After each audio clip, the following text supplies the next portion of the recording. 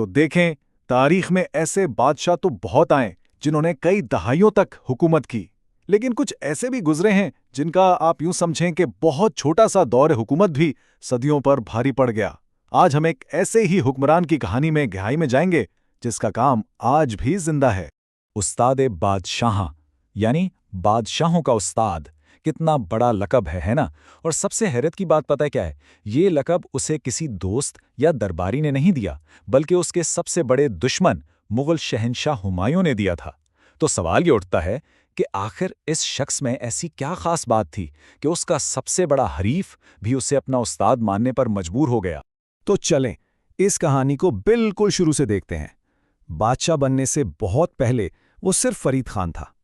ये कहानी है एक ऐसे शख्स की जिसने एक आम पसे मंजर से उठकर न सिर्फ हिंदुस्तान की तारीख बदली, बल्कि खुद तारीख का एक अहम बाब बन गया। तो एक तरफ था फरीद खान, एक छोटे से जागीरदार का बेटा, और दूसरी तरफ था शेर शाह सूरी, यानी शेर बादशाह, हिंदुस्तान का सुल्तान। ये सिर्फ नाम नहीं बदला था, ये तो उसकी अपनी मेहनत, हिम्मत और जहानत का कमाल था, जिसने उसे फर्श से उठाकर अर्श पर बिठा दिया। अच्छा, तो ये शेर खान नाम पड़ा कैसे? किस्सा कुछ यूं मशहूर है कि जब वो बहार खान लोहानी के पास काम करता था तो उसने अकेले ही एक शेर का मुकाबला किया और उसे मार डाला। बस इसी वाकये के बाद वो फरीद खान से शेर खान बन गया, और ये सिर्फ एक नाम नहीं था, ये उसकी बहादुरी की एक पहचान बन गया। अब कहानी एक बहुत ही दिलचस्प मोड़ लेती है।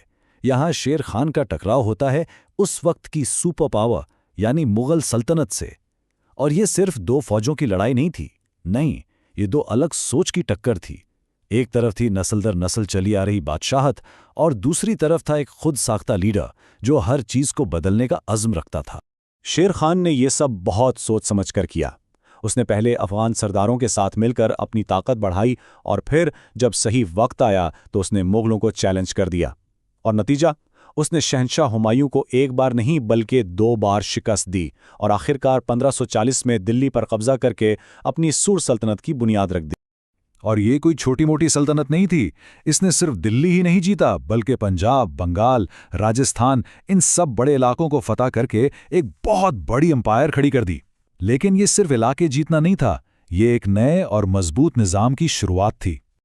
अच्छा, जंग और फतूहात तो एक तरफ, शेर शाह की असल पहचान और उसकी सबसे बड़ी कामयाबी उसका निज़ाम हुकूमत है, क्योंकि उसकी असल जहानत मैदान जंग में नहीं बल्कि इंतज़ामी इस्लाहात में नजर आती है। ऐसी इस्लाहात जिन्होंने सिर्फ 5 साल में बड़े सगीर की शक्ल बदल कर रख दी, और जिनका असर आज तक मौजूद है।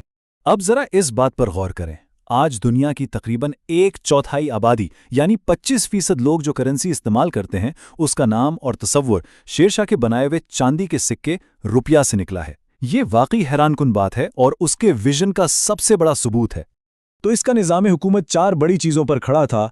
सबसे पहले एक स्टैंडर्ड करेंसी, वही चांदी का रुपया जिसने पूरे मुल्क में तिजारत को बहुत आसान बना दिया।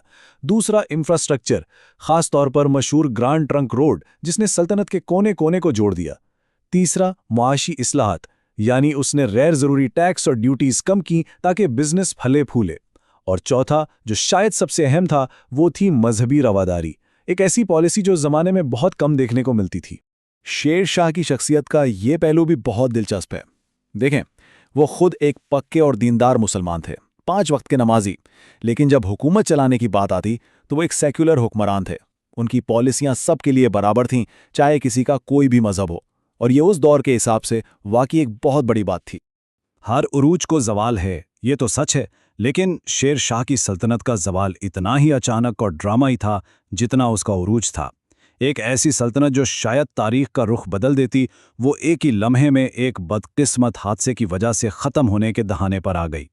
और इसकी मौत कैसे हुई? किसी जंग में दुश्मन के हाथों नहीं, बल्कि किला कालिंजर का मुहासरा करते हुए बारूद के एक हादसाती धमाके में। सोचें, इतने बड़े फातेह का ऐसा अचानक अंजाम। शेर शाह की मौत के बाद उसकी बनाई हुई सल्तनत का क्या हुआ? वो बहुत तेजी से बिखर गए। 1545 में उसका इंतकाल हुआ, और सिर्फ 10 साल के अंदर 1555 में हुमायूं वापस आया और उसने अपनी सल्तनत दोबारा हासिल कर ली।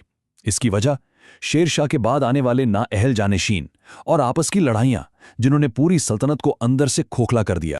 देखें, शेर शाह के बाद उसका बेटा इस्लाम शाह आया, और उसने 9 साल तक तो जैसे तैसे हुकूमत संभाले रखी, लेकिन उसके बाद जो आए वो बहुत कमज़ोर थे। जैसे फेरोज खान जिसे 1 साल के अंदर ही कत्ल कर दिया गया। बस इसी कमजोरी का फायदा उठाकर मुगलों ने वापसी का रास्ता बना लिया। और आखिर में एक सवाल, एक बहुत बड़ा सवाल, कि अगर शेर शाह की मौत इस हादसे में ना होती, अगर उसकी बनाई हुई सूर सुल्तनत कायम रहती, तो आज बरे-सगीर की तारीख, उसकी सकाफत, उसकी मईशत कैसी होती? ये एक ऐसा सवाल है जो हमें शेर शाह की छोटी सी लेकिन बहुत ही ताकतवर मीरास पर सोचने पर मजबूर करता है।